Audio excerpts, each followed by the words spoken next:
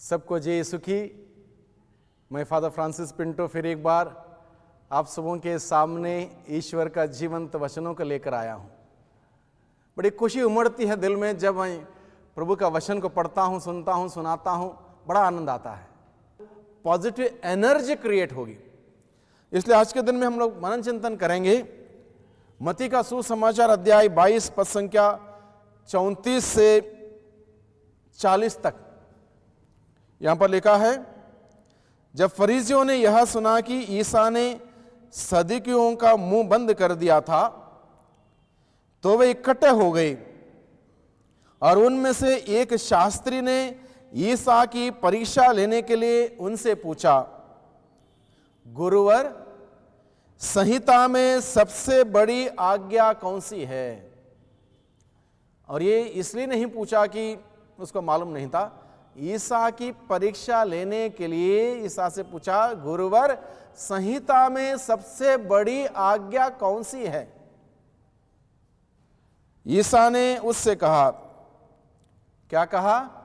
अपने प्रभु ईश्वर को अपने सारे हृदय से, अपनी सारी आत्मा से और अपनी सारी बुद्धि से प्यार करो।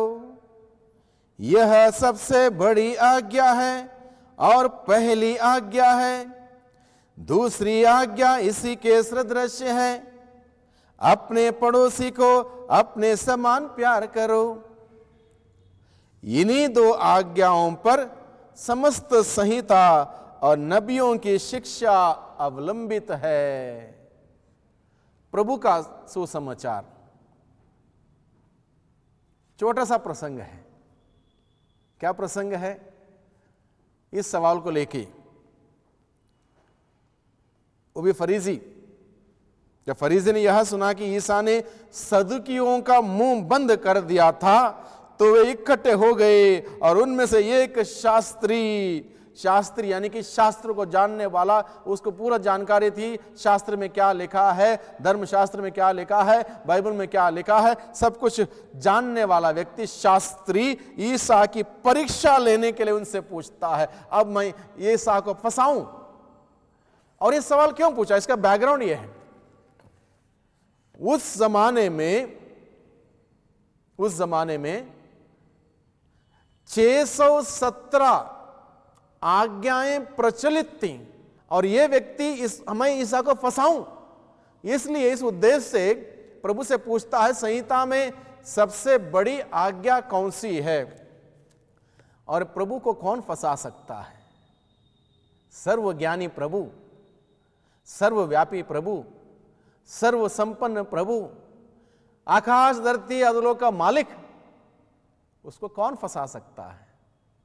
शास्त्री ने सोचा कि मैं ऐसा सवाल करूं और मैं इसको फंसाऊं, लेकिन नहीं। जैसे ही सवाल किया, क्या सवाल किया? संहिता में सबसे बड़ी आज्ञा कौन सी है प्रभु? मैं जानता हूं कि 665 आज्ञाएं हैं या फिर 617 आज्ञाएं हैं। उन इतने सारे आज्ञाओं में से सबसे बड़ी आज्ञा कौन सी है? क्या सटीक उत्तर दिया? देखिए प्रभु ने क्या उत्तर दिया, बड़े ध्यान से सुनिए फिर एक बार, इस बात को समझना बहुत ही जरूरी है। अपने प्रभु ईश्वर को अपने सारे हृदय, अपनी सारी आत्मा और अपनी सारी बुद्धि से प्यार करो। उसके बाद प्रभु क्या बोलता है? यह सबसे बड़ी और पहली आज्ञा है। This is the first and the greatest command, to love God with all your heart, with all your soul, mind and strength. This is the first and the greatest commandment. तो उसके बाद प्रभु क्या कहता है? दूसरी आज्ञा इसी के सदृश है। The second commandment is almost like this. क्या है? अपने पड़ोसी को अपने समान प्यार करो। अपने पड़ोसी को, love your neighbor as you love yourself. अपने पड़ोसी को अपने समान प्यार करो। यहां पर अपने अपने अपने अपने शब्द बार बार इस्तेमाल किया है। अपने प्रभु ईश्वर को अपने सारे हृदय से, अपनी सारी आत्मा से, अपनी सारी बुद्धि से बार बार अपने अपने अपने, दैट मीन्स यानी कि वो लक्ष्य, बड़ा लक्ष्य जो है, अपने प्रभु ईश्वर को अपने सारे बुद्धि आत्मा शक्ति से, आत्मा से प्यार करने का जो लक्ष्य है, उस लक्ष्य तक पहुंचने के लिए हमें पहला कदम लेना होगा। हम सीधा हाँ ईश्वर मैं आपसे प्यार करता हूं, I love you God, that is not enough, that वो शब्द है। वो लक्ष्य तक पहुंचने के लिए हमें पहला कदम लेना होगा। पहला कदम क्या है? इस वचन के अनुसार अगर हम मनन चिंतन करें, गहराई से समझे, पहला कदम क्या है? अपने पड़ोसी को अपने समान प्यार करो। Love yourself, love your neighbour as you love yourself. जैसे तुम अपने से प्यार करते हो वैसे तुम अपने पड़ोसी को प्यार करो। तो पहला कदम क्या होना चाहिए? लविंग वन सेल्फ, अपने से प्यार। First step to love yourself, अपने आप से प्यार करें। जैसे सुबह उठते हो आप, मैं समझता हूं आईने को देखते होंगे, आईने को देखिए, अपने आप को आईने को देखिए और कहिए यू आर वेरी गुड, आप बहुत अच्छे हो। और आईने में ही देखते मत रहिए। आईने में देखने के बाद उस ईश्वर को धन्यवाद दीजिए जिसने आपको वेरी गुड बनाया है। उसको धन्यवाद दीजिए, प्रार्थना कीजिए, उसकी स्तुति कीजिए, आराधना कीजिए, रिचार्ज कीजिए अपने आप को। अर्ली मॉर्निंग अपनी आत्मा को रिचार्ज कीजिए, प्रभु के साथ जोड़िए। पूरा दिन का कार्यकलाप है, पूरा दिन के उठना बैठना, वो करना ये करना, कितनी रिस्पॉन्सिबिलिटी है। तार जोड़िए प्रभु के साथ। सुबह उठ के प्रार्थना में पॉजिटिव एनर्जी आएगी, उस प्रार्थना में, प्रभु का वचन सुनने में, पढ़ने में, मिस्सा बलिदान में भाग लेने में, रोजरी बोलने में एनर्जी आएगी। और वो पॉजिटिविटी आपके अंदर इतना होगी, आप दे पाओगे दूसरों को। किसी को गलत नहीं समझोगे, किसी को नीचे नहीं गिराओगे, किसी के बारे में कहानियां नहीं बनाओगे, अच्छी बातें बोलोगे, क्योंकि आपके अंदर अच्छाई है, आप दोगे। तो when you love yourself you can love others, other than that you can not love others. जब मैं अपने आप से प्यार करने लगूंगा इस प्रकार से, मैं दूसरों से भी प्यार कर पाऊंगा। इसलिए प्रभु ने कहा दूसरी आज्ञा इसी के सदृश है, अपने पड़ोसी को अपने समान प्यार करो। यानी कि when you have got lot of positivity in you, you can see something positive in others and appreciate them and love them।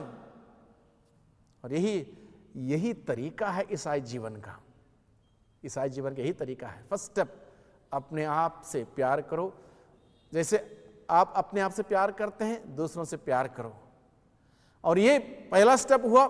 दूसरा स्टेप इजी होगा, तीसरा स्टेप इजी होगा। इस प्रकार से जो लक्ष्य प्रभु ने हमारे सामने रखा है, वो लक्ष्य आसानी से हम हासिल कर सकते हैं। कितनी सुंदर बात देखिए। पढ़ते वक्त बड़ा सिंपल है, लेकिन हम गहराई में जब जाएंगे, वचन के गहराई में जाएंगे, कितना आनंद आता। देखिए, मैंने जैसे कि पहले से कहा, वचन को हम समझें, बार बार उसको पढ़ें, मनन चिंतन करें, और प्रभु क्या कहता है उस वचन के द्वारा, इस बात को सुनने का प्रयास करें। प्रभु हमसे बातें करता है, एक एक शब्द के द्वारा बातें करता है, एक एक शब्द के द्वारा। और प्रभु ने आज छोटे से प्रसंग के द्वारा कितनी सुंदर बात हमें बताई है। हम अपने आप से प्यार करें, पॉजिटिव सोच रखें, विचार रखें, भावनाएं रखें। वही नजरों से जब देखेंगे, दूसरों को अच्छा लगे, वाह ये मुझे कितना अच्छा समझता है, कितना मुझसे प्यार करता है। क्योंकि मेरे अंदर वो प्यार बना रहेगा प्रभु का, और वो प्यार मैं बांट पाऊंगा। प्यार नहीं है मेरे अंदर, नफरत है तो नफरत दूंगा, ईर्ष्या जलन की भावना है वही दूंगा, अशांत है, टेंशन में हूं, टेंशन दूंगा। मेरे अंदर अच्छे शब्द नहीं हैं, बुरे शब्द हैं, बुरे शब्द दूंगा। इसलिए जब हम प्यार करेंगे अपने आप को, हम प्यूरिफाई हो जाएंगे, हम रिचार्ज हो जाएंगे, प्रभु से ट्यून्ड रहेंगे, प्यार से भर जाएंगे, प्रभु के पवित्र प्यार से। वो पवित्र प्यार बांट पाएंगे, लोगों को जीवन देने वाले हम बनेंगे। लोगों को जीवन देने वाले बनने के लिए प्रभु ने हमें चुना है। हमारी जिम्मेदारी है लोगों को जीवन दें, और इस प्रकार से प्रभु की गवाही बने, प्रभु की साक्षी बने। ऐसा करने से हम उस पिता परमेश्वर से पूरे दिल से, पूरे मन से, पूरी आत्मा से, पूरी शक्ति से प्यार कर पाएंगे। प्रभु का वचन कहता है, जिस व्यक्ति के साथ तुम रहते हो, जिसको देखते हो, अगर तुम उससे प्यार नहीं कर पाओगे, तुम उस ईश्वर से कैसे प्यार करोगे जिसको तुम देखते भी नहीं? Not possible. इसलिए जरूरी है कि हम अपने आप से प्यार करें, दूसरों से प्यार करें, जिसके साथ रहते हैं, जिसके साथ जीते हैं, जिसके साथ कार्य करते हैं, उनसे प्यार करें, तब हम उस ईश्वर से पूरे मन से, पूरे दिल से, पूरे आत्मा से, पूरे शक्ति से प्यार कर पाएंगे। आइए हम सभी प्रार्थना करें। सर्वशक्तिमान पिता परमेश्वर, धन्यवाद देते हैं आपके जीवंत वचनों के लिए। आपने बड़े सुंदर तरीके से हम सबों को सिखाया है आपकी आज्ञाओं को मानते हुए कैसे हम आगे बढ़ सकते हैं। आपने कहा सबसे पहले हम सभी अपने आप से प्यार करें, दूसरों से प्यार करें, ताकि हम आपसे प्यार कर पाएं। हमें सिखाइए प्रभु आपसे प्यार करने के लिए, एक दूसरे से प्यार करने के लिए और अपने आप से प्यार करने के लिए हमें सिखाइए। हमारे अंदर जो भी नकारात्मकता है, नेगेटिविटी है, उन सबों को दूर रखते हुए आपसे पूरे दिल से, पूरे मन से, पूरे आत्मा से, पूरे शक्ति से प्यार करने की कला हमें सिखाइए। दुआ करते हैं उद्धारकर्ता यीशु मसीह के नाम से, आमीन।